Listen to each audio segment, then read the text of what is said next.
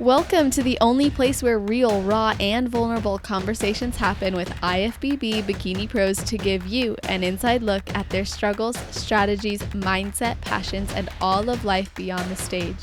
This podcast is made to inspire, motivate, and remind competitors and the average gym goer that even the most extreme lifestyles and elite athletes have their ups and downs. Thank you so much for tuning in today. I'm your host, Celeste Rains-Turk, and now it's time for the Confessions of a Bikini Pro podcast.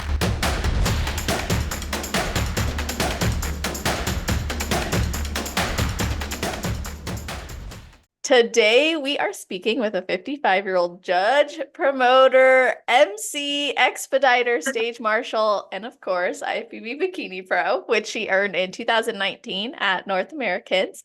She has been the director of social media for the Canadian Physique Alliance, along with working for Strong Fitness magazine and various American platforms as well. She is married to a firefighter and has two children who have been her rock as their family. And she's just succeeded in this sport, not just on the stage, of course, but she's succeeding in life as well.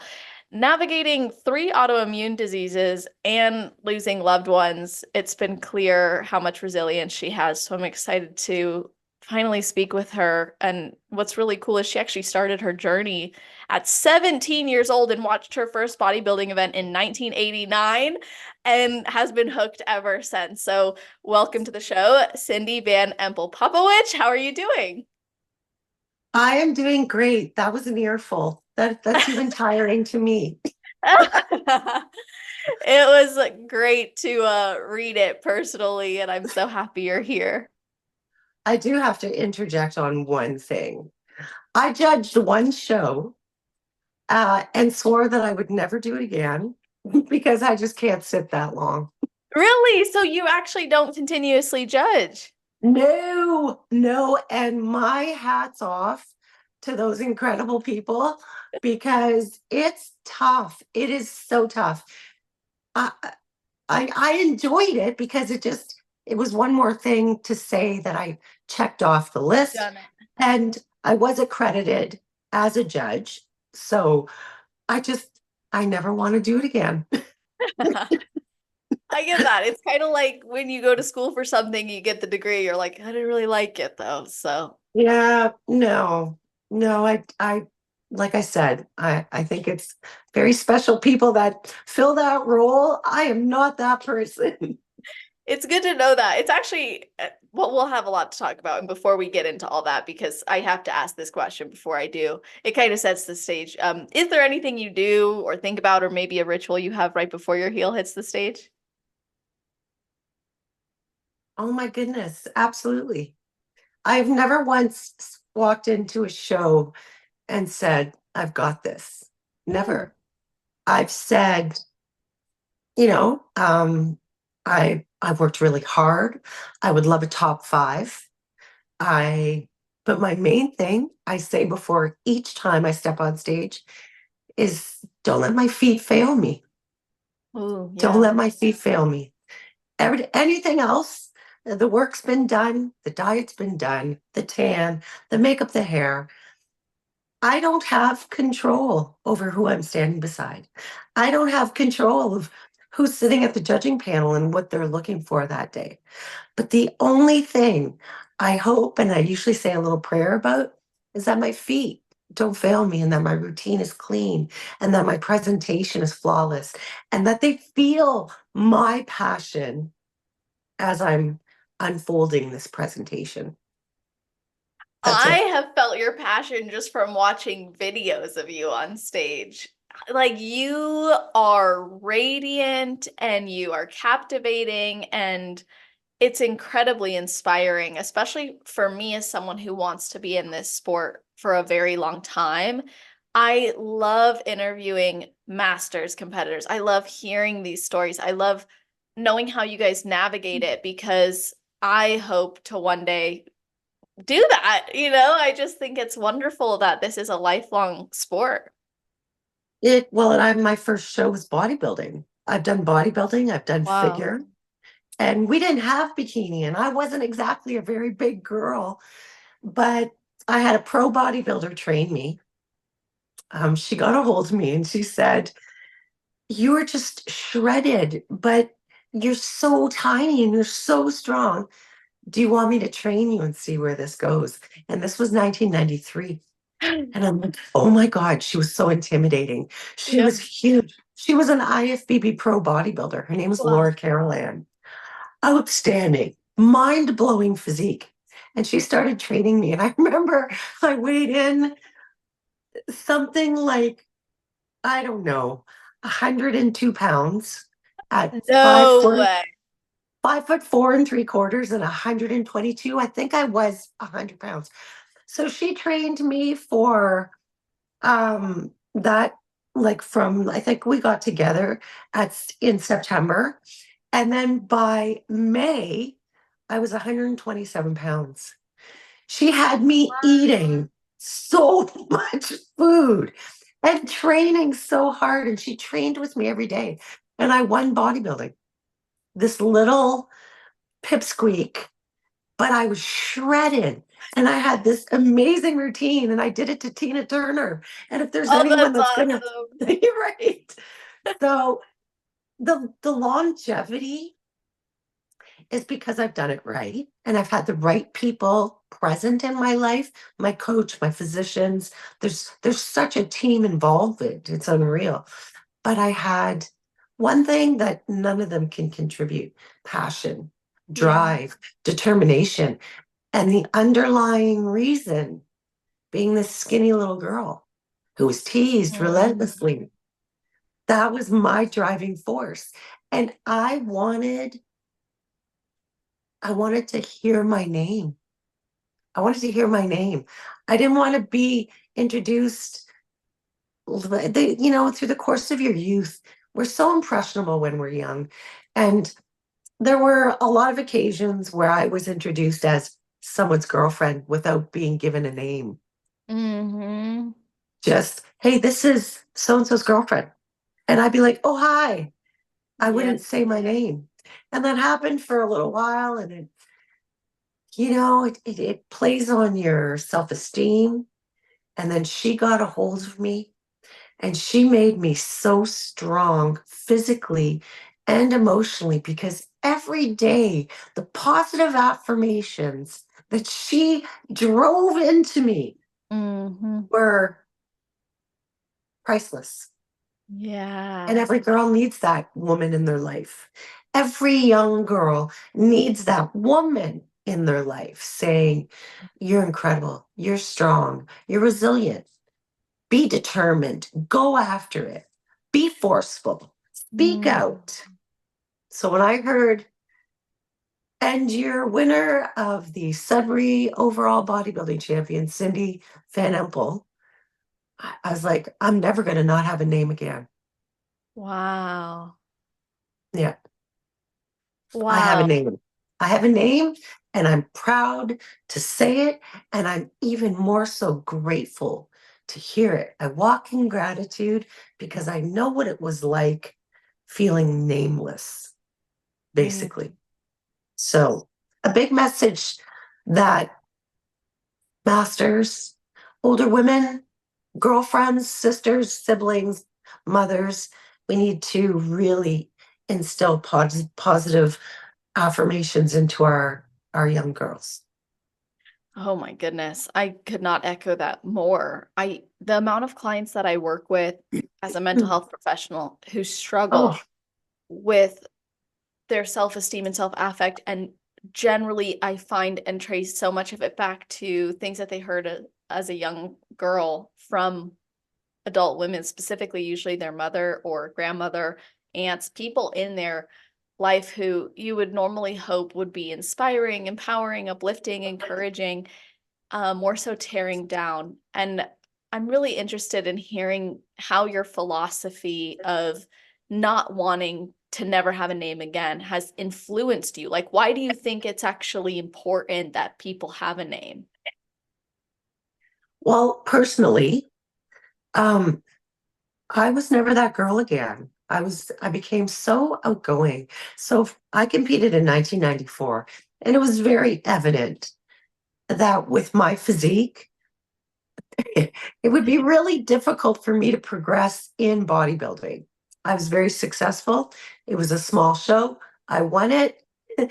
It just wasn't feasible to move on in that direction. Oh. So the promoter of that show, now the president of the federation, took me under his wing. His name is Ron Hashing, and he mentored me.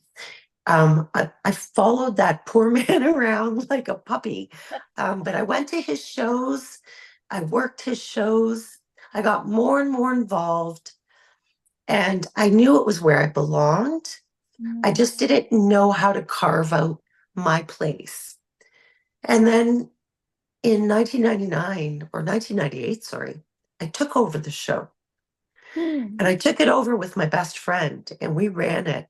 And that was the first time I emceed a show. I had never emceed before. I stepped up, I grabbed the mic, and it was effortless. It Wow. was it was like it's like I'd always been up there. And it didn't make sense because I wasn't that little girl who was so outgoing and flamboyant and whatever. I stepped on that stage, and in that moment, and leading up to that, I knew I really liked being a promoter. But when I took that mic and I started introducing the competitors, introducing the judges panel, cracking jokes, I was home. Wow. Yeah, yeah, I was home. So competing took a back seat for, oh my goodness, 13 years. Yeah. I just wanted to host shows. I traveled so much. We ran our show until 2003. And then I had my son, and I was breastfeeding him backstage Wow. and decided that I didn't want the two of those things at the Mm. same time. Hmm. So again, the paths separate, like the bodybuilder separated from the promoter. Now the promoter and the MC is separating to become a mother. And I never thought twice about it. I was like, yep, this is just not the end all be all right now. My husband and I had gotten together. You'll have to excuse my voice too. I had a touch of a cold. No. But my husband and I got together in 2001, June 2001. We were engaged in July and pregnant in August. That's awesome. When you know, right? I was 32. He was 31. It was done. Like, you know how they say when it's the right one, it's like a slap and you Yeah. just know. Oh my heavens. It was so powerful. So here we, fast tracked into this relationship, had this incredible baby boy. And I decided I'd step away. And we had Aiden in 2002, and Avery came in 2005. I'd Wow. have been 30, I think I was 37 when I had Avery. And then 6 years. So in 2008, I came back in, Wow. 40 years old. So how old were both your children at that point? Avery was a peanut. Oh my God, I don't even know how old they were. I know that she was just a little thing, just this little. Oh my gosh, 2000. Okay, so there's 8, 5, 6, 7, 8. Oh yeah, like 5, Wow. 6, 4. Wow. She's 19 now. But Yeah. yeah, they both came. That's the only show that they've ever come to that I competed in, I think. Whoa. Yeah. Yeah, they were just little peanuts. So I did, and even integrating back in when I came out Yeah. at 40, I didn't do the federation that I had grown into because at that time they still didn't have anything for someone That's who right. was It was only I had atrophied. 2008. Yeah. Yeah, I had atrophied. So I did some fitness model stuff, and I did a couple of shows, two different federations, and then I got the bug again. So in 2009, I came back, and in my hometown, I did figure, and I won Wow. open, I won masters, I won the overall. It was like, okay, here we go again, game on. Did that set did that set the fire again Oh, more than okay. I didn't stop after that. Actually, yeah, no, I did. So leading into the 2009 show, there was a reason for me competing again. So my father had just passed, and my mother was not a terrible fan of me bodybuilding. She didn't like women with muscle. And she used to say to me, I had a girl, not a boy. Whoa. Yes, but understand too, my mother was very late in life having me. So old school, right? Very, yeah. Yeah, so she'd say that. And then my father passed of Alzheimer's. Mm. And she said to me, she said, well, you best get back at it, right? I'm like, well, what do you mean?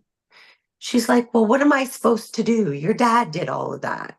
I'm like, what do you mean? She goes, well, you have to compete again. Really? And she's Whoa. like, yeah, you should get back up there and just tell me what I'm supposed to do. I said, well, it would just be nice if you're happy. That would make me happy. And if you're okay with me being muscular, that would make me really happy because it doesn't make me any less of a woman. I'm just a strong woman. And she's like, okay.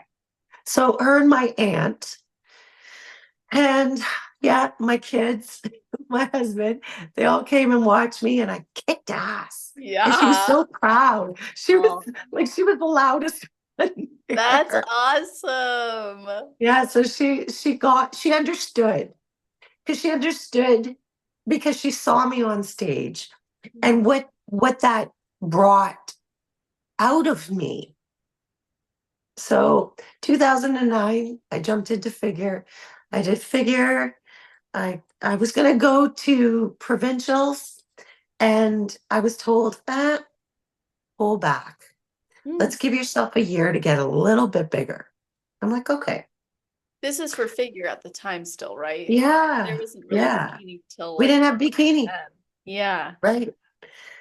So then the next kick in the stomach, my husband is diagnosed with cancer in 2010.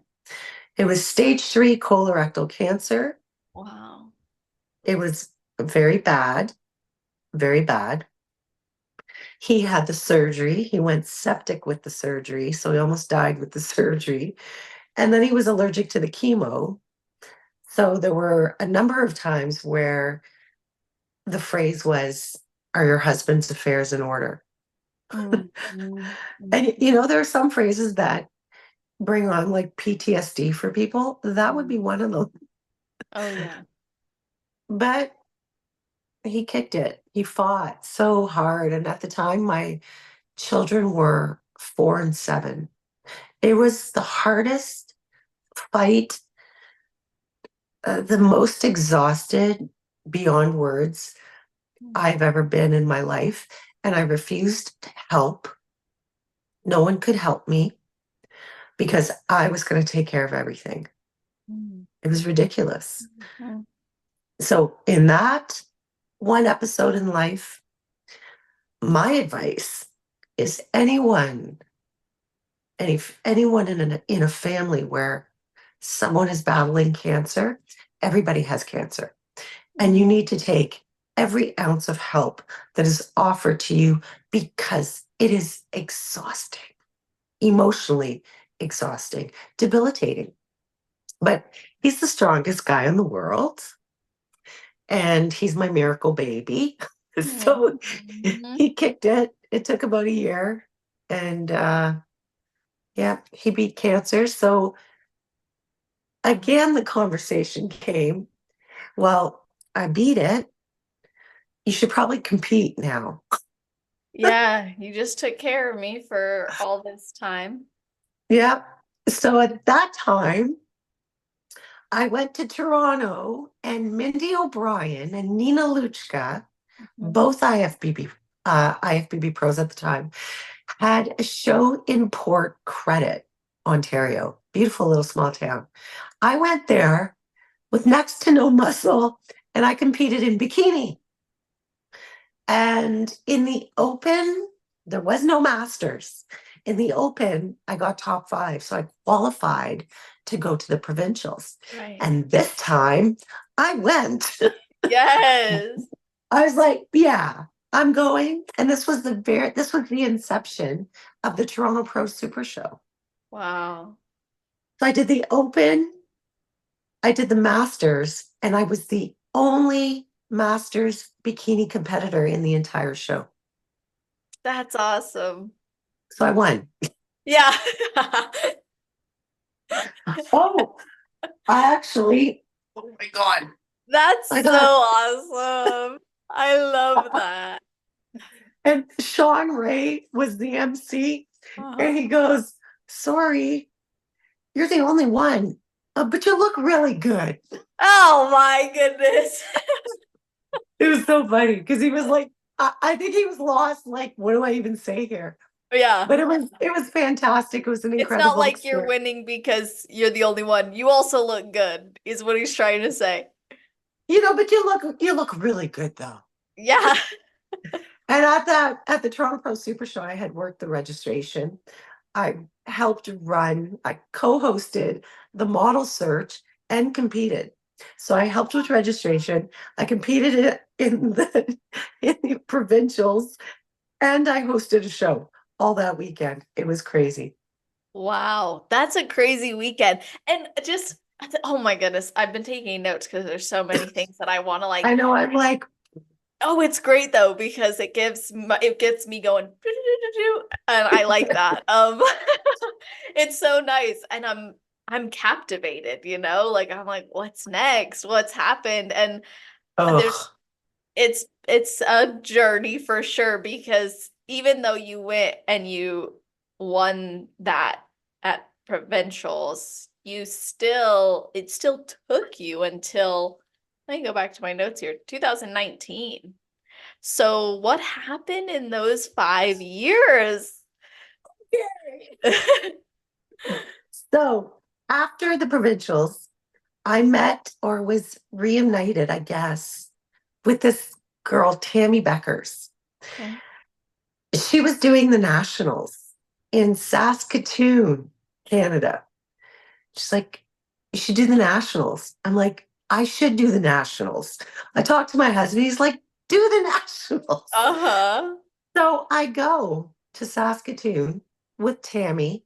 I room with her. I'm haywire. I'm like such a hate. She's just like culture shock because I'm just so excited to be there, right? Uh-huh. I end up placing second at my first national show. So I was this close to a pro card in 2011. It didn't happen. Whoa. I know. So after the nationals, she's like, hey, you know what? I'm going to go do the North Americans in Cleveland. I'm like, I'm going to go do the North Yeah. You came Cleveland. so close. So we all jumped in her Hummer and we drove to Cleveland. Wow. And that was the birthplace of the most incredible friendship that Oh, has blossomed since. We have gone everywhere together. wow. Like, so that's 2011. I think 2012, I went back to nationals again. I think it was a third place that time. I went back 13, 14. Mhm. And each time I went to the North Americans too, I was always top five. But I had outside of competing, I had so many responsibilities um, that I never, the goal was never the pro card. I Mhm. was a pioneer. I was one of the Exactly. first masters. So Exactly. yeah, I don't think, and I was not raised to be. that I was not raised to be confident in that way, that I would be like, I'm going for my pro card.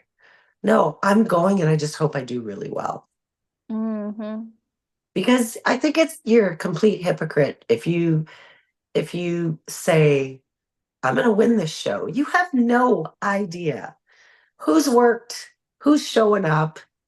There are people that are outworking you.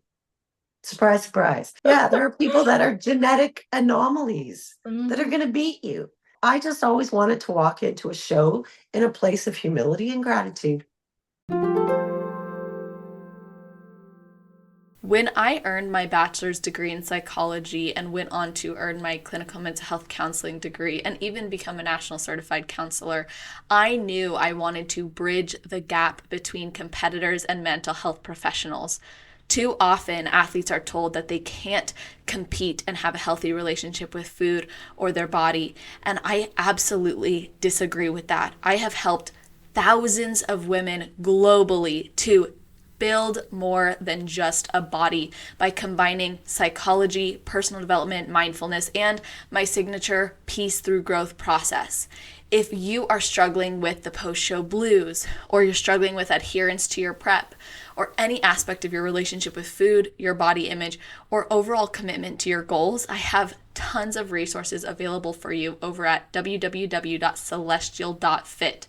Things like a free food relationship coaching series, free post-show blues coaching series, a full competitor card deck with statements to use for affirmations, journal prompts to go through, and even action and behavior changes that you can implement right away. I really believe that by prioritizing the inner work and developing a healthy mindset, competitors can have a more fulfilling journey. And I know the mental side of this sport is really key to establishing longevity, ending the yo-yoing from show to show, and really establishing goals that span well beyond the stage. If you're looking for that support, head over to www.celestial.fit, where you can find tons of free resources or even apply to work with me. You know, it reminds me a lot of like the kind of like this evolution in a lot of competitors now. Like back then you were really pioneering, like you said, it was from start of bikini and Mhm. even prior to bikini. And now it's very well established. And I think what we see, and I can speak to this as my experience as a competitor, is like you kind of come into it with this naivety, whatever, that you're going to do really well, you're going to get rewarded right away. And for some people, that's true. And then what I've personally found, and I'm not saying this has to be for everybody, but like for me, 2018 launched this podcast. And I'm like, huh. And then you said in the very beginning, you said you found your place, really. You found where you belonged. You found your home. You found your purpose, like that niche, like how you could contribute. I found mine. And for me, that actually it immersed me so much into the sport and then the mental health side of things. And then that now my mindset as a competitor now is so detached from an outcome because of exactly what you just said, which is the pioneering, the trailblazing, the impact. That means so much more as an athlete. And you can still want to win and have the will to win and work to win. You have won Mhm. many times. It's just also recognizing your worth is not in that. And if that's the only thing that drives you as a competitor, so much so that then you go into shows thinking it's owed to you, you might kind of actually sabotage yourself, I think. Oh, for sure. There was a show because in 2018, we went through a divide, our federation. We aligned ourselves with the IFBB in 2018. There was a show leading up to that. It was right after I'd done nationals. I had done very, very well at nationals. I placed seventh in the show the day before we made this change. Hmm. And I remember speaking with our Canadian head judge, and he said to me, and it was between pre-judge and finals for this show. He said to me, I don't blame you if you don't go back up there, because it was political. It was obvious. Mm-hmm. And he said, but you're in your province and these are your friends. They're watching you, they're cheering you on. So I hope you go back up and you go back out there and finish this day. And I'm like, I'm going to. I'm so totally going to. But that day was the first time I ever said, I am so done with this.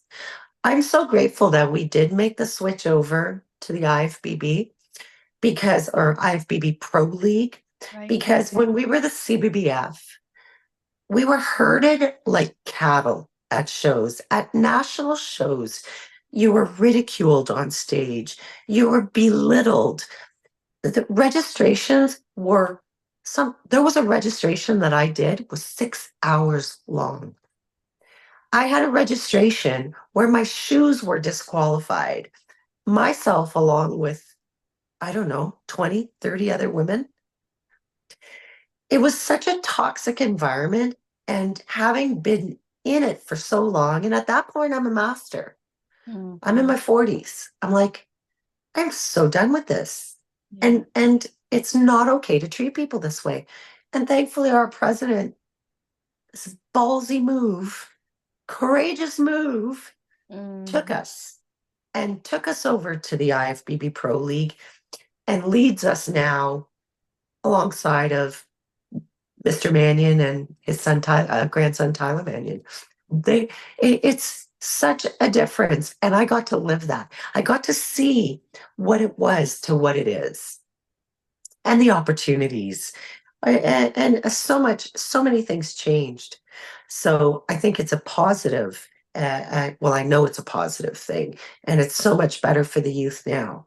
But what I will say is, being a bodybuilder in the late 80s and early 90s, right up to 2000, before social media. Yeah. God, I wish people had that opportunity to feel that, because you were doing it for a whole different reason. It wasn't likes, it wasn't follows. You were doing it for your best friends that were working out with you. You were doing it, you'd be lucky if you got in the local newspaper or featured on the local news. If you were lifting and punishing yourself every day, and if you were eating baby food out of the jar and inside round steak and cans of tuna, back then the eating was even different. If you did all that and you stuck with it, it was in your blood. It was rooted in your veins. And when you talk to people that come from the 90s, come from the 80s, their stories are different. They're rooted like an oak. My roots are so deep in this sport. I swear it's in my veins. So I think everybody should watch Pumping Iron. Oh, me too. Oh my I think that gosh. should be a prerequisite because it was so different, so fun. Um, I like nowadays age too. Obviously, I have a platform, I have sponsors, I do videos, I do photo shoots. I love it all. But I worked my life to get to it. And the one thing that I do see a little bit now that I wish would be different would be less entitlement. You mentioned it. Yep. You mentioned it. You said people go in, they want to do a show, and they want to win right away. They want their pro card right away. Some deserve it. Some totally do. Their physiques are incredible. But that aura of entitlement, of wanting what someone else has, and that someone worked their life, it just undermines it a little bit. So I would like to see our generation, our younger generation, um, respect the ones that laid the pavement just a little bit more. Agreed. You know, that's what I find so fascinating when I get to speak with people who were in it from the beginning is it's a history lesson as well. And you know, when you read about like a history of bodybuilding, or you see bodybuilders who have been in it for so long, it gives you perspective. History in any sense, in any area of life, gives you perspective and context and insight. And I think because things are so fast and right now, and we can find it and we can get it, we miss out on a lot of the wisdom that is in that beginning and that forged it. And you talked about the joining of the forces where you guys actually joined the IFBB Pro League, and you have witnessed the change, you've witnessed the experience. How do you feel your personal experience as a Canadian athlete actually has supported you in making an impact in the different jobs you have and the work you do, and in both America and Canada, and for all these different roles that you have? I think I'm the perfect fit for running our platform as far as social media for Canada. I consider myself a safe space. Mm. I I run on behalf of the president. I run the platform in a manner that I want competitors to come there, the good, the bad, the questions, but that they know that it's safe. It's just me. It's only me running it. If there's a question, it goes to the president, comes back to me, I respond. The content on the page is discussed with the president.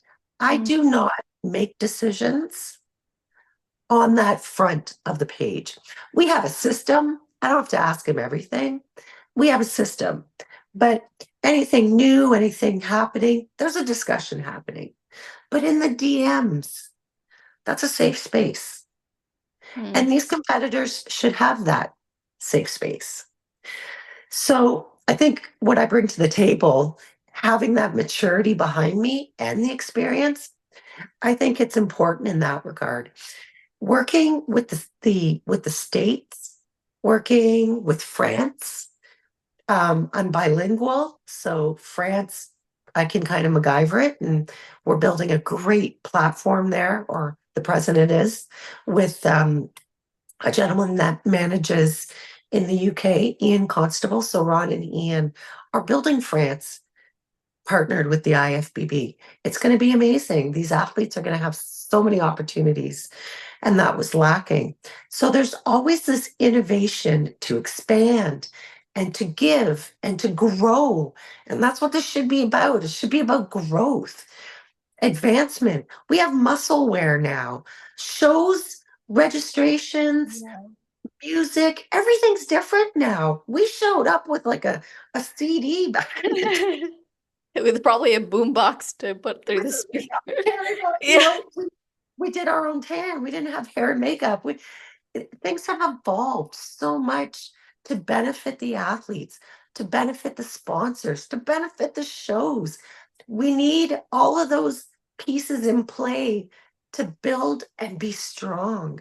Mhm. Um, I have so much respect for the Manions and that platform and what they've created. I wish I would have met the Weeders. That would have been amazing. Yeah. Um, Arnold contributes so much. You know, like there's so many. I met Maria Shriver at the Arnolds. I was like awestruck, Yeah. awestruck. This I'm sh- Canadian girl meets Maria Shriver. yeah. At a bodybuilding Crazy. show. At a, at Arnold's and I was there on my 40th. It was a birthday gift for my 40th. And she Wow. looks at me. She's standing, waiting at a canteen to get like a pop or something. And she looks at me. She goes, "Oh, hi." I'm like, right away. Yeah. And I couldn't even speak.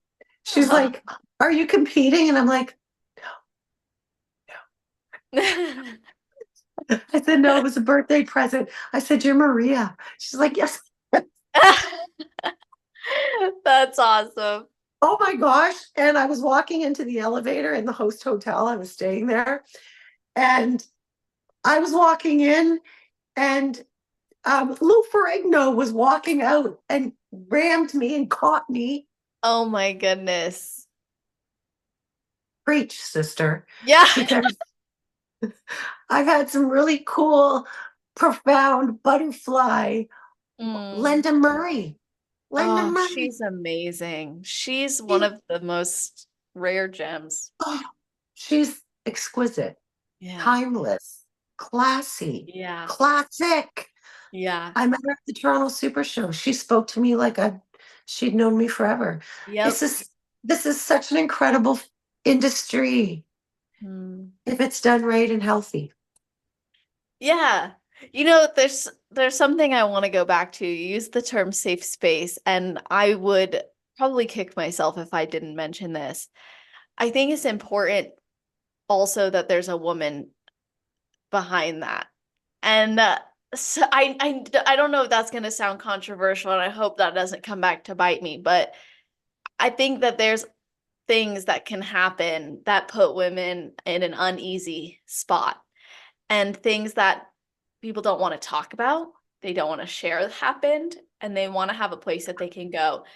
When you had said something you would change about the industry, I was like, maybe Cindy's a good person for me to mention this to. And probably not the best time to do it live, but I'm going to do it anyway. Um, Do it.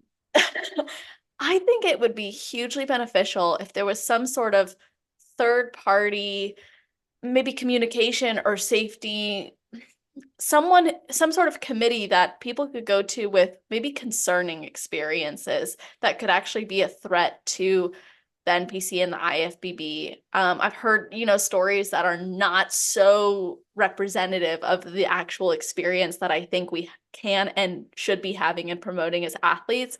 That I think it would be like, obviously, it's good. Like I said, you're a woman, so it's nice to know that someone can come to you and say, this is what's going on or what's happened.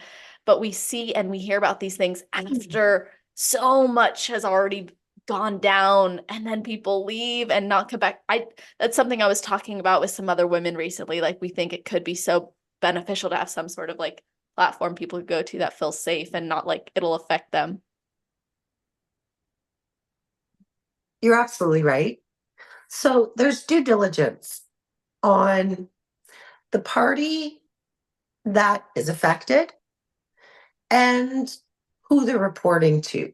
So let's say, you're using case in point, a woman who is maybe put in a situation she's not comfortable with, Mhm. doesn't know what to do, doesn't want it to affect her career as a competitor. I think across the board, in any scope of life, fitness, school, work, if you are ever in fear, you go to the police, you get Mm, a report, you file a report, whether it manifests to anything else. yeah. I'm not a police officer, I'm not a lawyer, but if you do your due diligence to protect yourself, that the first thing you do is you report something happening. Get counseling on something that may have happened Mm, from someone in the field of law. And then you go to that school, federation, job, and say, this happened to me. Here's a rundown of what happened. mm, I have filed a police report mm. because there's a shade of gray here Yeah. all across the board, not just in fitness. But we're not the law. Let's say someone go, because let's face it, racism, big Mhm, topic mhm. everywhere. Let's say someone screenshots a comment under a photo and it's a racist comment. The person goes to that person's Instagram account. Well, they competed. Mm, So I'm going to go to where they competed because right, it shows that they follow them. And I'm going to tell that person, well, the person that is a member of your federation is a right. race. What, what does federation do? We Yeah, you absolutely. can't make those judgment calls. You can't. Mhm. But if you're a person in fear, you go to the police. You get a report. You protect yourself with the things at your disposal. If you have done all of these things and you need to just put it on report, let's say someone is messaging you constantly, shows up at your show, says Mhm. he's going to show up at another show. Well, you should totally report that to the police. Give that document a scan, send it to the promoter of your show. Mhm. Their job is to keep you safe too. Yeah. So there are things that common sense to me, common sense. It's not when you're I was stalked in Mhm. 1992. I've never been the same person since. I'm Yeah. very aware of my Mhm. surroundings, and we have to be Yep. always. But there are tools out there, and there is a process, in my opinion. This is all in my opinion, by the way. Right. Validate, go to battle for yourself, Hmm. find out what you need to do, and then alert people, alert the federation, alert. I've had people message with stuff. I've documented everything, put all the photos together. I send it to the president for your information. This should be recorded. See, Okay. that's good to hear. Like Yeah, that's interesting. I'm glad to hear that actually, because I think that is people what need, I do. yeah, people need to know there's someone who they can go to that's gonna be able to um represent them well. Will it will it fix anything? I don't know, but there have been instances where an individual is not allowed in a show Right? because that person had a document that there was a peace bond, a restraining order. Well, we follow those things. You Yeah. have to. It's a law. Basically, I'm saying if you have a document from the law is followed. Mhm. And no promoter wants anyone to be at risk. Nobody wants that. I don't know of anybody that want that. So I think for the most part, it might be handled differently. I can't speak on behalf of the NPC or the IFBB, but I do know any show that I've done numerous American shows, that backstage, that's holy ground. Yeah, it's so protected. That That's good backstage, for people to know when they're listening to this too, if they've not competed. Like you're very safe backstage. I feel I feel that I've never walked into a situation where I wasn't where I felt uncomfortable. Never. Not in an NPC event, not in an IFBB event, and not at a Canadian Physique Alliance event either. Hmm. The backstage, the people we have at those doors, you do not want to mess with them. One is a lady who's 4'10" with a Yeah, bark that puts the fear of God in you. So that's awesome. I think we do as much as I can as we can, but I Yeah, don't think it'll ever be perfect.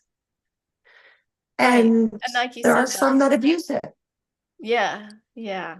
And that's where I think the growth of the industry comes into play and people working together to do that. And even us having this conversation, like it demonstrates people are willing to have this conversation and it's a good thing and we care. And I Oh my think, God, too much. yeah. I worry and care. My nickname is Mama. I'll Oh, get I'll get DMs. Hey, Mama. I love that. I do too. And some people go, I wouldn't want anyone calling me Mama. Are you kidding me? That's the Oh, highest regard. yeah. I take that and I'm very proud of that.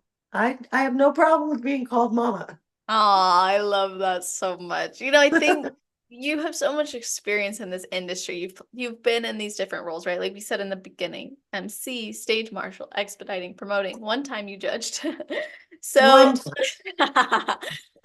So, what's your favorite of all of those? Oh, you silly girl. That's a tough one. What's my favorite? I just hosted a show in Victoria. It's the best show I've ever done. It was my first pro show Wow, hosting. It was an all-woman show. It was that's the first cool. time working with American judges. It was Oh. amazing. I love hosting. I love competing. I Mhm. couldn't give up hosting to compete because hosting makes me love the stage so much more. I love Mhm. traveling with Tammy. I look forward to it so much because it's just ours. It's Yeah. ours. I can't tell you. I couldn't bear losing any of them. Yeah. I love the pages. I love pumping out information.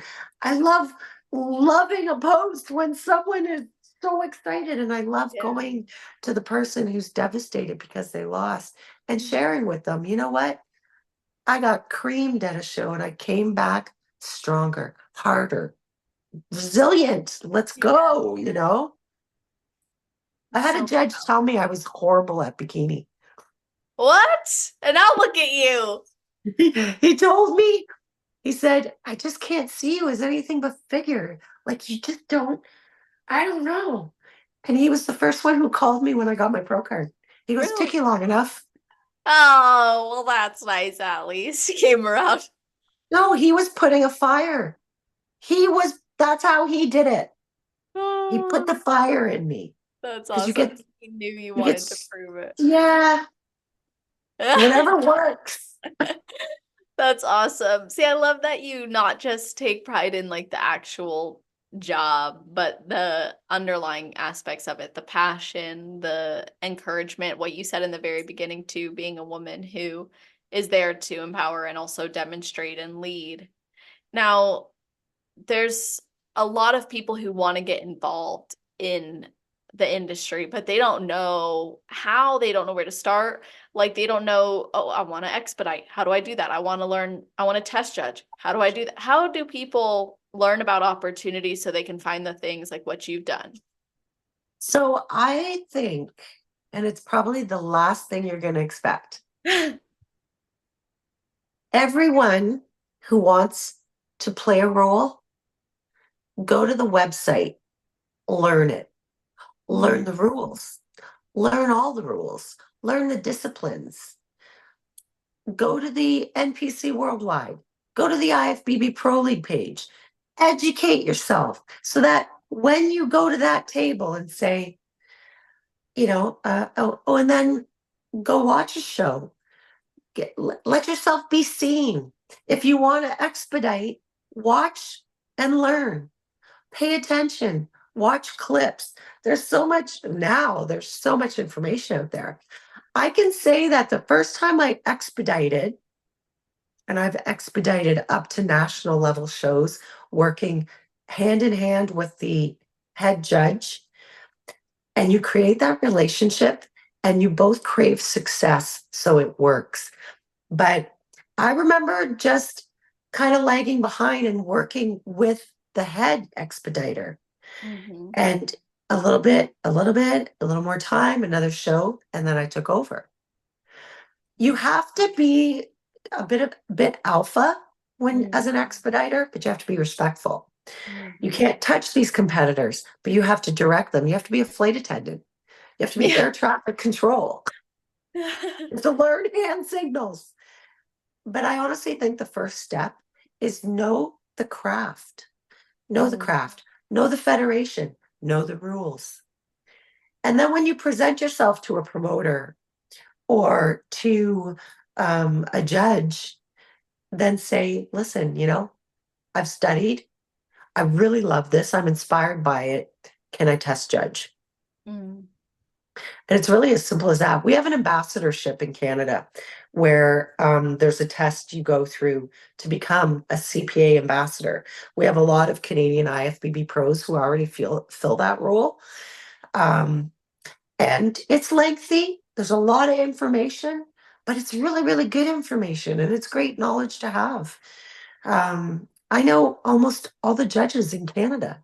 That's because of that. You just have to, you have to keep pushing to do it. A lot of shows have all their people in place, and that's what makes their show successful. But people come and go. You just have to be at the right place at the right time too. Show initiative, be willing to work hard.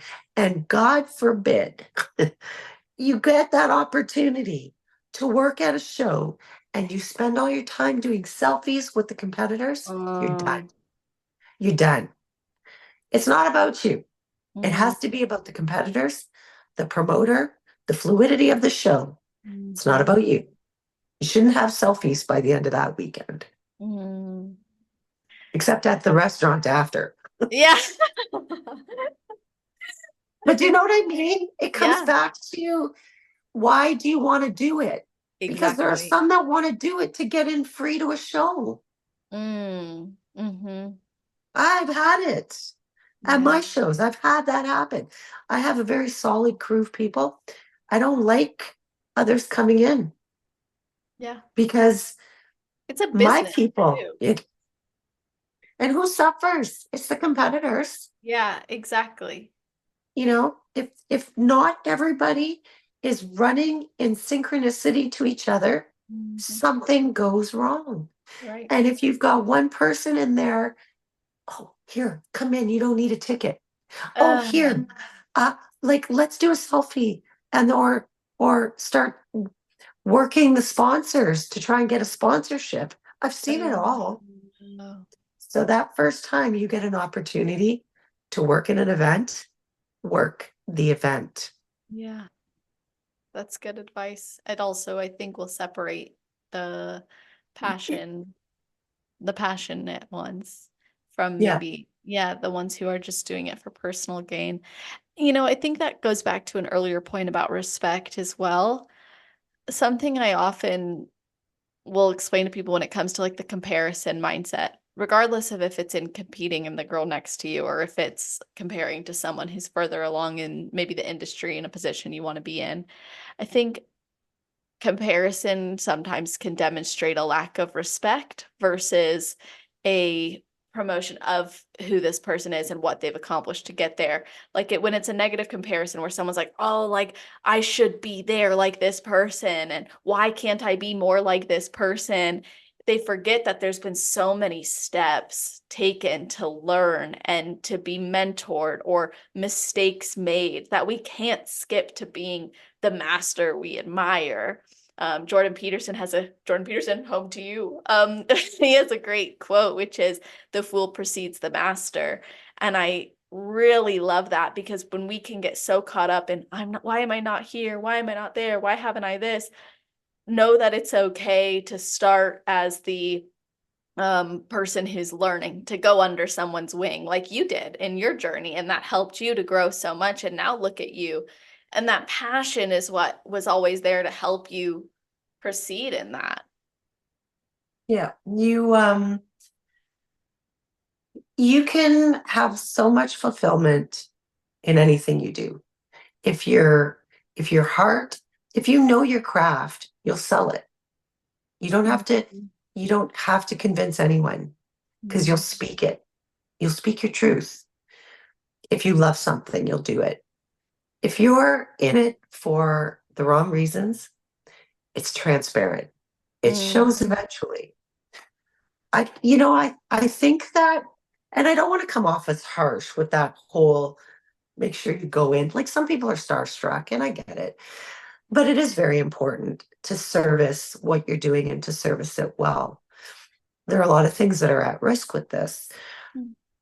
As a competitor, it's the same thing, right? Like you running social media, this is a big thing. You've competed in a show, and everybody around you said, "You've got this. That should have been yours. Mm. They're wrong. They chose wrong." And then it goes into the comment section. Mhm. People need to be very, very careful about placing blame. It's not an attractive thing. And when you go in and start saying the judges had a favorite, or so and so was training and the judges are listen, the judges don't know who your trainer is. Mm, They're all giving their day sitting at a table mm, watching repeatedly, and they're judging you based on their knowledge, their experience. And that's probably my biggest pet peeve is when I see trainers or competitors go into the comments on posts mhm. and attack judges, the judging, saying it's crooked, saying it's not. It's not. Because if you're a person watching via social media, pictures don't give the full picture. Yeah. They're sitting, they're sitting right at these competitors. They're seeing something different. Even the Mm, live pay-per-view is not like being in there in mhm. real time. I wish people would stop doing that. I wish they would stop taking it to the comments. The other thing I wish would stop is when they go after a competitor who won. Oh, that's really Your bad. your pec was horrible. Your biceps are this one should have won. You sucked. It breaks my heart. I'll go Yeah. in and I'll turn off the comments. Yeah. Some human being, someone's son, someone's daughter is Mhm. being just ripped apart for Yeah. winning. I hate that. Yeah. We shouldn't be that kind of people.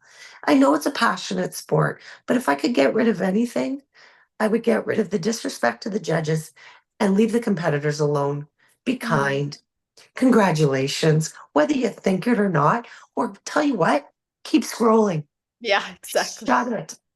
Exactly. Unless you have the well, most of those people haven't even stepped on stage themselves, which is a whole other yeah, the keyboard warriors.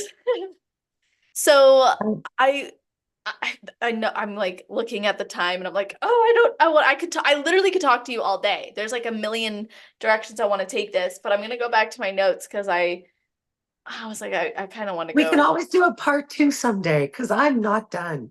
Oh my gosh, I'm not ready for this to be done. You said earlier, you said separation.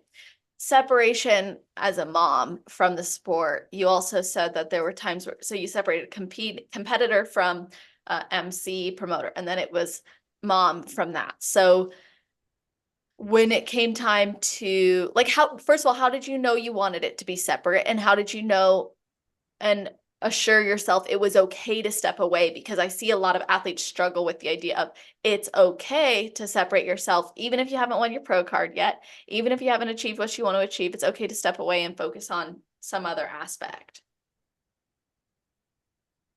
It was so easy. Babies are babies for a minute.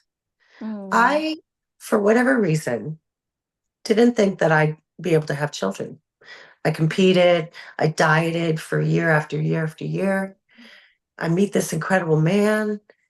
Why should I be so fortunate to have a child? I've been mm, given so many other amazing things. Why why do I deserve to have a child? Well, once mm. I was blessed with that pregnancy, and we had three miscarriages. Wow. So the first one, right out the gate, it worked. But Mhm, then we miscarried in between. And I couldn't work out. I mm, have just the way my anatomy is. We figured out that my workouts were causing miscarriages. mm. So in that moment, it's not a choice. Yeah. It's it's there is no choice. My Yeah. my children, and again, like I said, they're young and babies for such a short period of time. And you know what was said to me, and I've repeated it so many times? We're not going anywhere. The stage will be there for you. You will always have our stage, Yeah. whether it's 35, 45, 55, 65. We're not going anywhere. Right. I want women. I think when I came back in my 40s and realized I was kind of a lone ranger, Yeah. I wanted women to be allowed to still Be viable. We're Mhm. we're by the calendar, it says we're a little bit older than everybody else, but I've seen some absolutely jaw-dropping physiques Yes. over the span of my career to this day that don't reflect their age Uh-uh. by any stretch. Yeah. And there's this misconception that you have to dress old, look old, be old, act old. No, no, no. Mm. You're limitless. As long as you're walking on the ground and not under it, you're limitless. That Like, would be my biggest message. Don't stop. Don't let age define. There's no expiration date until you're done. mm, Until then, live loud, loud. Do mm. the shoot, do the stage, do whatever. Just do it. Wow. And you've had so many instances in your life too, where the potential of not doing has been right in your face, not seeing your husband again, not having your parents, not having this child. So you've gone through these challenging life experiences that have almost even amplified that message of doing. And clearly, you've had a lot of success both in your personal life and competing life and professional life, and as a masters competitor as well. And I kind of want to hear about your perspective on masters versus open, because there's a lot of talk about masters competitors competing in both, and they go, should I do both, should I not, should I just do masters, should I do open? So yeah, so provide some insight from your experience and your views on this, and what athletes can consider if they are debating on competing in both. So I didn't so I got my pro card in 2019 and then COVID hit. I had Mm, done one pro show before COVID hit. Coming out and hitting the stage again, I did the Hurricane Pro. I came third in my age class, and I made the qualifying round in open. When I made the qualifying round in open, it told me that I'm not done yeah. as an open athlete.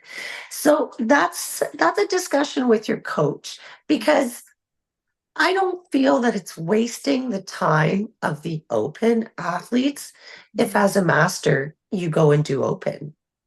You're an IFBB pro. You're not just an IFBB master pro. You are an IFBB pro. If you want to do the open, you get in the open. I did so I did the Hurricane Pro in 2022, and then in 2023 I opened up with the World Master Pro. Gary Udit mhm. runs that the same weekend as the North Americans. I got third in that one with the best of the best. Yeah. I was uh, just awestruck that I was in the mix. So my next show was Battle of the Bodies, and that was Janet Leog's show.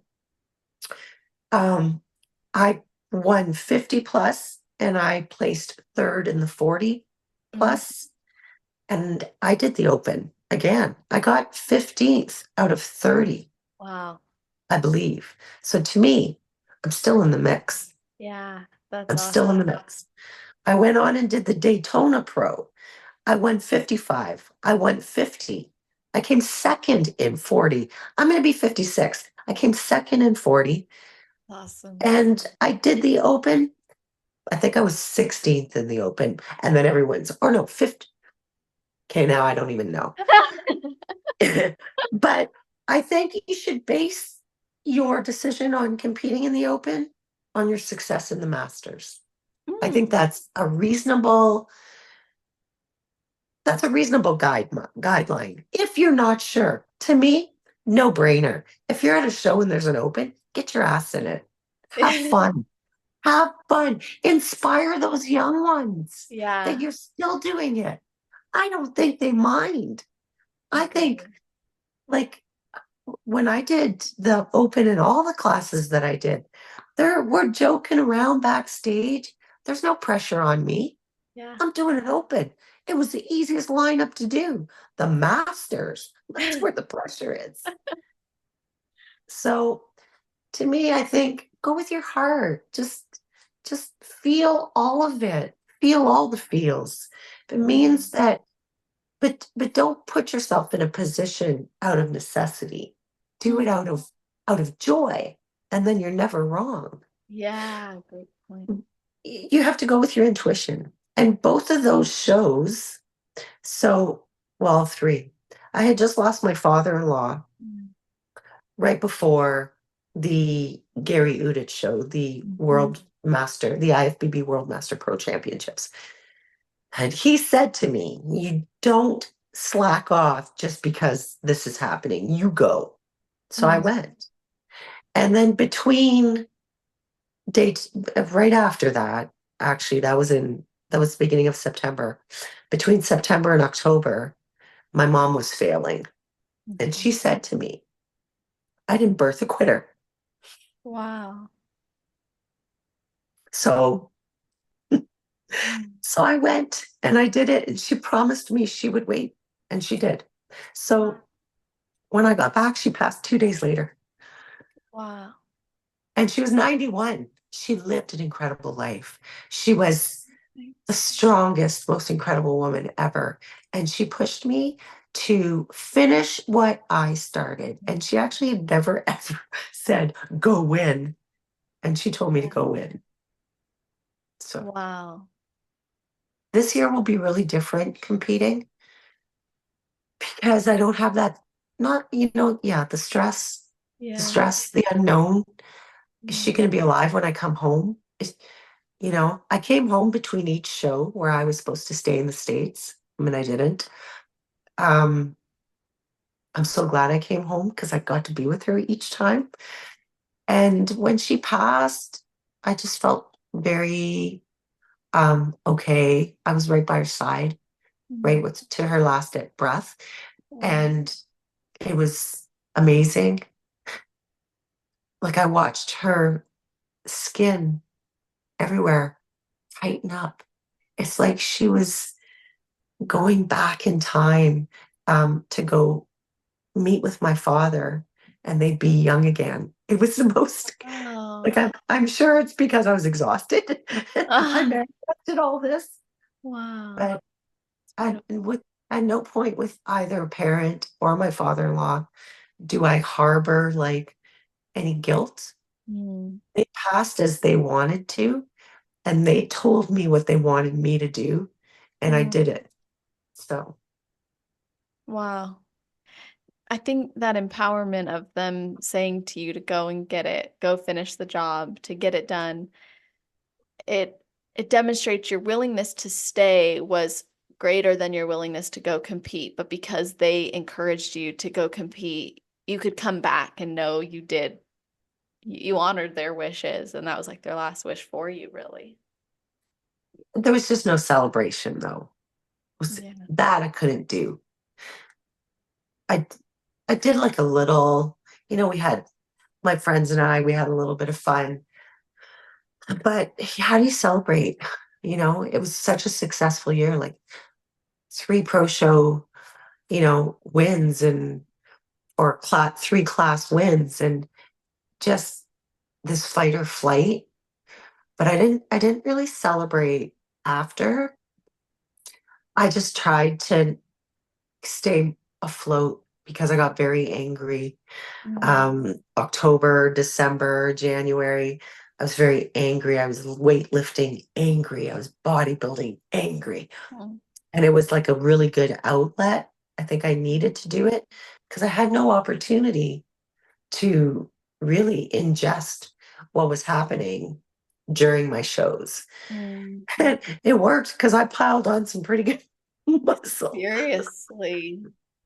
You need to have the gym is an incredible place. The gym is a great place when you're happy, when you're sad, when you're angry. There is no wrong time to work out. It's it's it's probably saved me. Yeah. It provides a space to like go within and feel those things physically too, or distract to some degree so later you can feel them and process them. And I think sometimes in loss, because I lost my mom as well, and I remember feeling like none of this matters. None of this matters.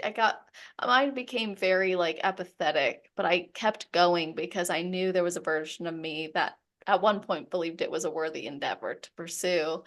So I kept showing up, and that kept me going. You said it saved you, and I think, having the routine of bodybuilding, having the routine of nourishing my body well, having the routine of moving, it helped me. But I do know through loss, it can challenge our perception of routine. It can challenge what we do. And you had shared in a post that you kind of fell into a darkness, a place you had never been before in your journey. So how did you come out of that darkness and find your structure and find your routine again? My coach, Evan Lagasse, is a man of deep faith. Mm, He reads scripture to me. He mentors me, both mind, body, and soul. I accredit him to that. And I can't tell you one specific moment where everything was just okay, mm, except he would just let me tell him, I'm so angry. And I even like I took to the bottle a little bit. I I don't drink. mm. That is so counterproductive, especially someone suffering from autoimmune disease. Oh yeah. Around Christmas time, I took to the bottle and I got drunk.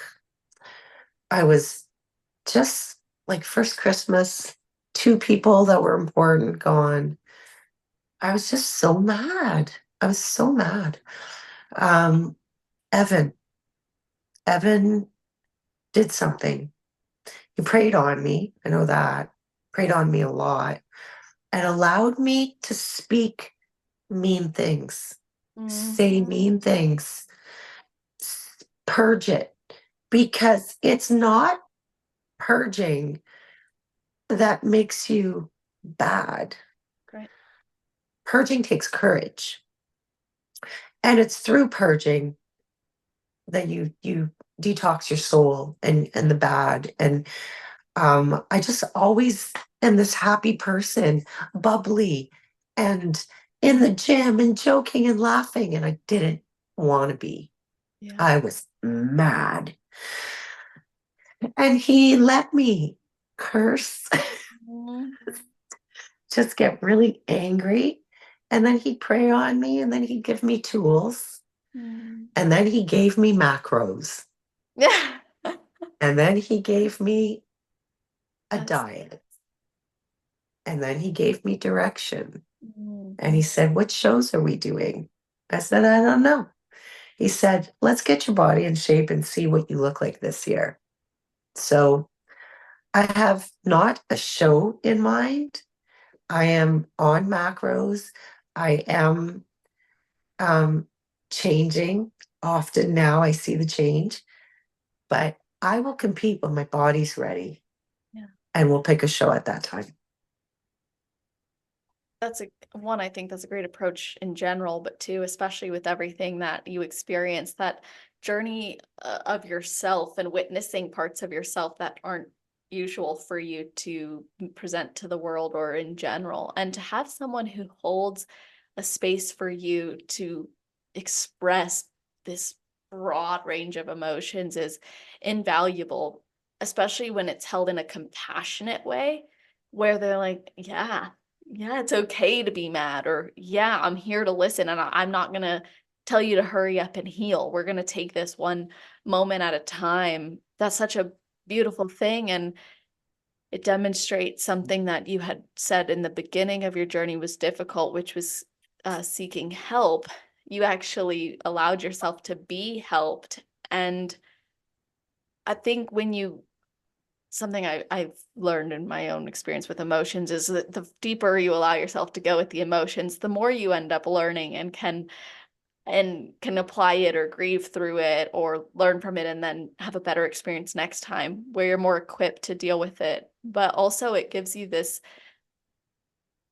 outlook on yourself that, yeah, just more compassionate. I'm a human being. It's okay if I'm not always the happy-go-lucky version of me.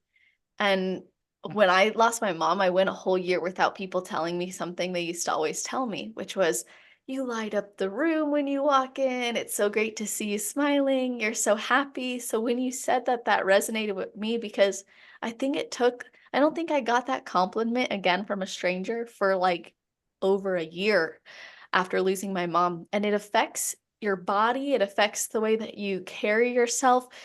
But the fact that you let yourself go through it and feel it, and you had someone there to support you, and now you're embarking on this, whatever comes, comes. And whenever my body's ready, I'm ready. It sounds like it's been a very transformative journey spiritually, mentally, emotionally, and physically. When I do step on stage, it will be still in a place of humility Mm, and gratitude, mhm. m- minus stress. Yeah. Well, outside stress. As Mhm. competitors, there is stress. It's Yes. inevitable. There's always going to be a challenge that presents. And do you know what? Bring it. Why am I who I am? Why are you who you are? Why do you do what you do? And give this platform to people to have these discussions because your hardships are now your strengths. Mhm. And the things that my husband and I went through with cancer, Mhm. or, the things I went through with miscarriage, the things I go through with autoimmune disease, if I kept that all to myself, it's for naught. Mhm. It's it's all for naught. After my husband was diagnosed, and his was firefighter cancer. Mm. So it's called presumptive legislation here in Canada, where it's workplace cancer. Mm. So because I went through this whole process with him, the Ontario Firefighters Association asked me to be a keynote speaker at their health and safety symposium to talk about Tyler's story because he didn't fit the criteria. 40 years old, never drank, didn't smoke, didn't party. He had just done a shoot for our firefighter calendar. That Wow. cancer was 366 days old. He didn't Wow. look like cancer. So the disconnect there with our men, our glorious, beautiful men, Mm. is that prostate exam, I'm not doing that. Right. Colonoscopy, no way. Yes way. Yes way. Mm. Yes, you go for that scope. You go for that prostate exam. I've got a friend who's not even 40 who's battling testicular cancer. Mm. Guys need to advocate. Yeah. So they felt that my delivery as a wife, not a Mm. doctor, was in Mhm. English. It Mhm. was in English. I would go and stand at these fire halls. If I was emceeing a show, I would go find their main fire hall and I'd say, my name is Cindy Popowich. My husband is a cancer survivor, workplace cancer. Can I talk with your guys? Only if you're comfortable. Absolutely. Not once did anyone say no. And then it got other fire halls got wind of it and they would bring me in to speak. Yeah. Anything you go through in life, any negative, make it a positive. Yeah. Change the template. So Yeah. Todd once in a while hears from people saying, or well, actually, the adjudicators, Mm. adj- uh, advocates anyway, Uh-huh. that we had working on our behalf, they said that there was an 18% increase at one fire hall of people going for physicals. Wow. That's So, huge impact. but you got to speak to them in English and you have to show them here's this healthy guy and this is what happened to Mhm. him. You need to go, and I would say, stop being idiots. Don't be an ass. You've got children, you've got a Yeah. wife, you're gonna saddle them with all this when you could just go for a doctor's appointment. Right. No? So I think that applies to everything. You losing your mom at a young age because you're a young girl, Mhm. and that's difficult. But you're going to help someone through helping yourself, through finding yourself. Mhm. I'm hopefully going to show people that just Yeah. because you have fibromyalgia, you don't lay on the couch and feel sorry for yourself. because if you lift weights, you release those pain fighting endorphins. You Mm-hmm. release all kinds of endorphins. I don't take pain meds, and I'm Wow. no different from anyone else with it. I Mm-hmm. wake up and I have to tell myself, you're hurting, but you're not hurt. Brain Mm-hmm. telling you you're hurting. You're not hurt. Go lift. Go Wow. lift. We all have a role. You can be a victim, and you're allowed to sit in that. Mm-hmm. When you're in a shitty mood, you are allowed to sit in that, but you can't live there. Exactly. Mm. Hmm.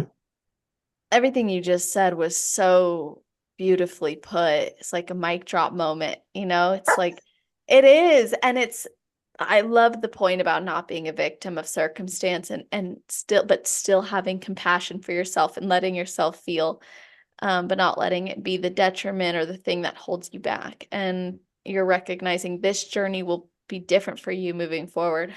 But that's life, right? It's constantly evolving with us. So, my goodness, I hate that I have so much more I could talk to you about. Like I want to hear more I'm about that big guy. we will do this again because I think it would be really valuable for us to even explore your experiences with miscarriages and with the autoimmune. And I think it could also be really beneficial to explore more about the relationship side of things because you guys have clearly endured so much together. Maybe I'll just ask you this now. I'll run a little late and it's okay, but you met him and then you got married the next month and then you were pregnant. Did you learn a lot about each other in that first like year, 2 years, and so on? Like obviously there's a time where I think you said you get slapped in the face, you know. But was there actually a learning curve as well within developing the relationship between you two? So I owned a company at the time. I had a horrible pregnancy. I had to retire that company. Wow. He was a firefighter and a full-time firefighter and an air ambulance medic.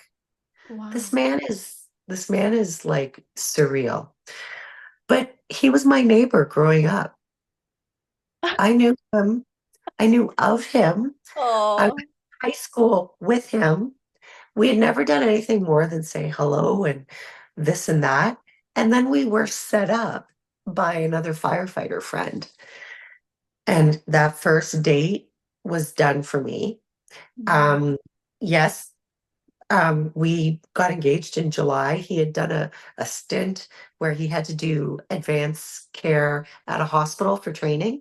He came back home and had an engagement ring. And it was Wow. 2 in the morning. I was Wow. I was wrapped in a blanket.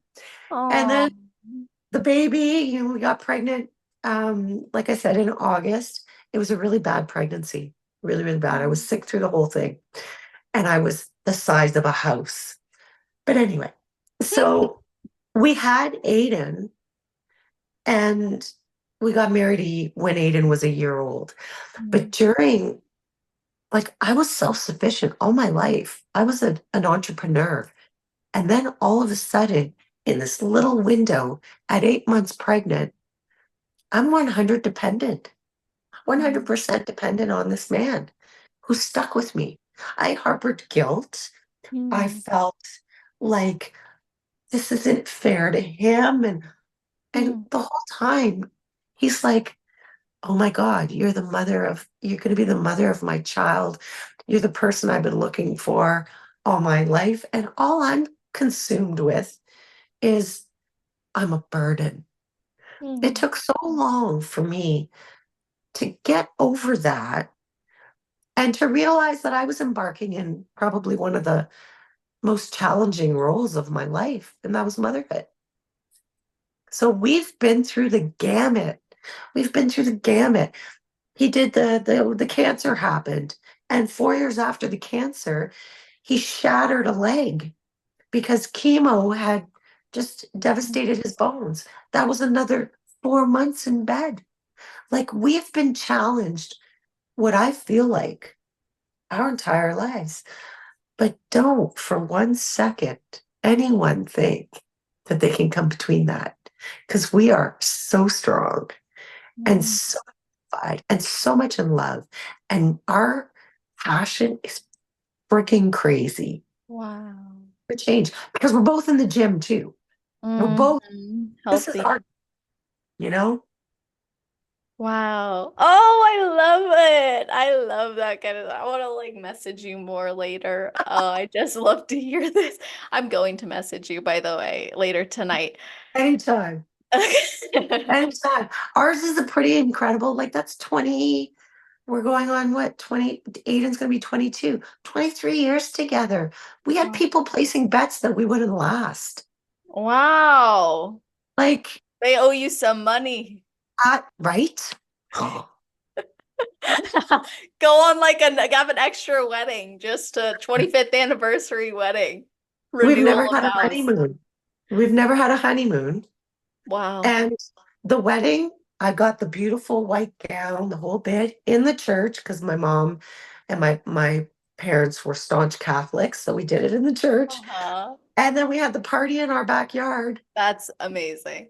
because I refused to leave my son.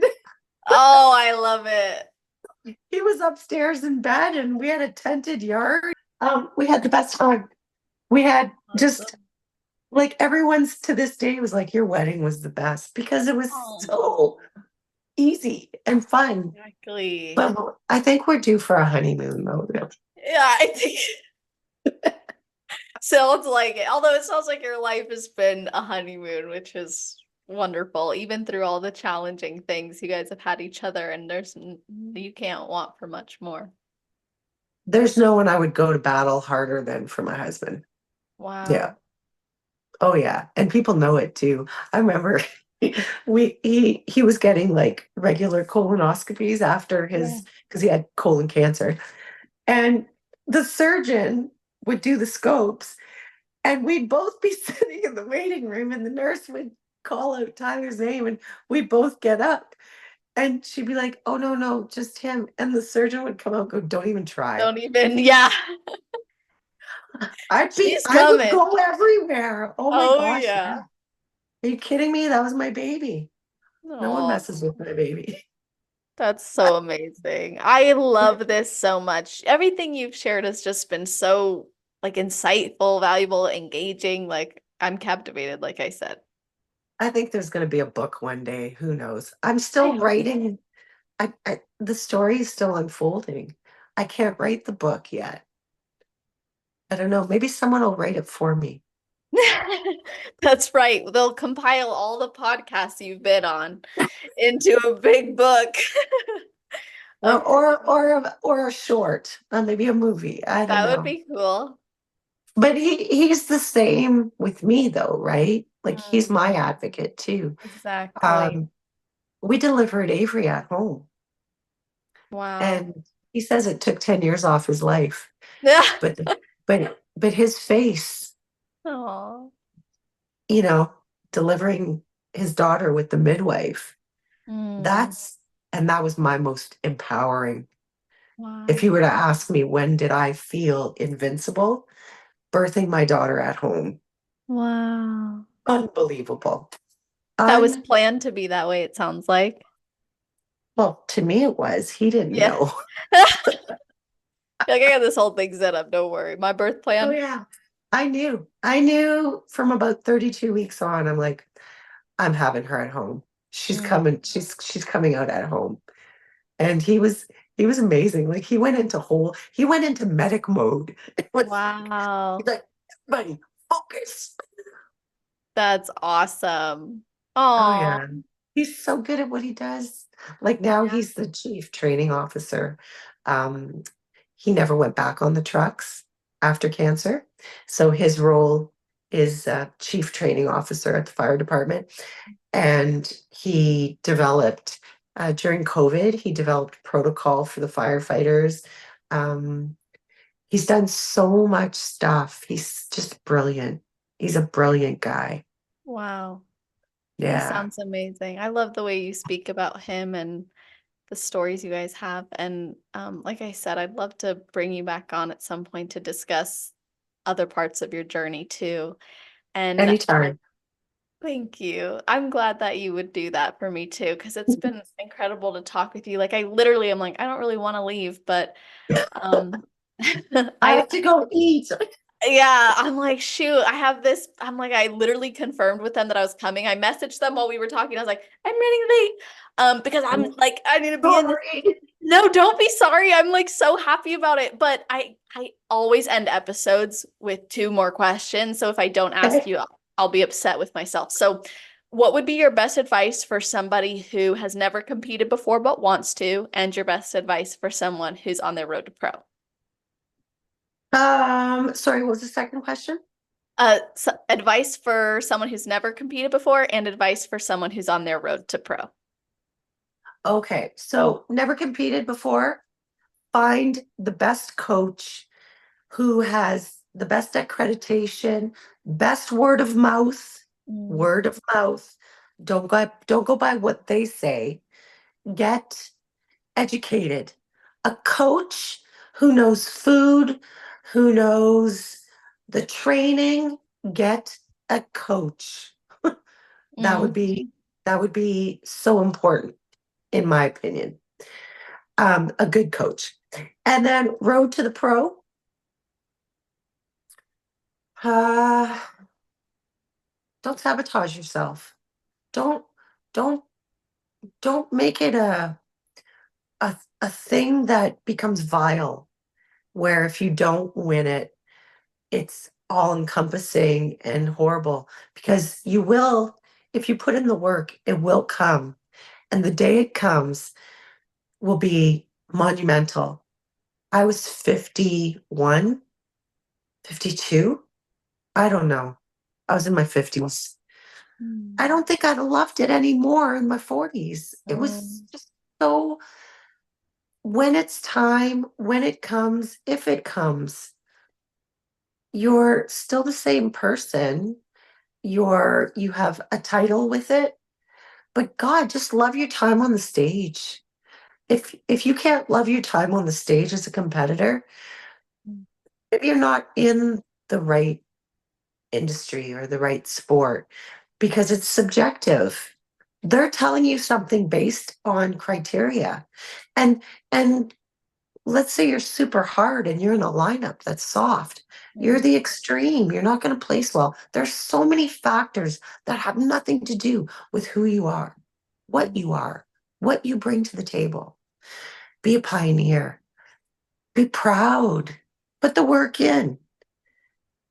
Be Have humility. Have humility.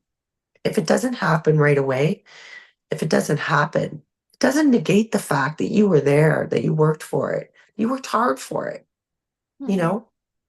I wouldn't be a pro or not a pro. I'd still be on a stage. I'd Yep, still be putting my heels on and loving it. Loving it. I love that. It's very hard when you want something that bad. I don't want to downplay being an IFBB pro, but it was never something that was my sole inspiration. And when it came to me, when I earned it, God, I was just so proud. Yeah. Mm. I like how you said when you earned it, and I like how you emphasized how humility can be expressed and to continue and do it because you love it and you're on stage, and no matter what, whether you win the pro card or you never get the pro card, you showed up and you worked hard, and it's worth celebrating and enjoying. So I appreciate that advice, and I'd love for people to follow your journey, connect with you, be able to get in touch with you. So where can they do that and how can they do that? They can, I'm on, oh my God, I'm on Instagram. I have my phone like this for 16 hours of the day because I run Oh, so I many hear you. platforms. So I think it's just at Cindy VEP underscore IFBB Pro. Amazing. And we'll put that in the show notes. So you guys, that's always on celestial.fit/podcast. If you're listening right away, it'll be at the top of the page. If you're listening in the future, scroll down to the category section, which is alphabetized. You'll not just find the link to connect with us, but also a full episode summary a bulleted list of the topics we covered and episode timestamps. So tag us when you listen. Let us know what you thought. Reach out to us personally. I know it means so much, especially to the athletes who come on and share their stories so vulnerably and openly to make an impact when you let them know that it did make an impact. So please do that. And if you feel so inspired to leave a rating or review, of course, that goes a long way as well. So Cindy, thank you so much for coming on the show. My pleasure. Until the next time. Yes, until next time. And to everybody listening, I hope you have an amazing rest of your day, night, or morning, wherever you are in the world while you're listening to this episode.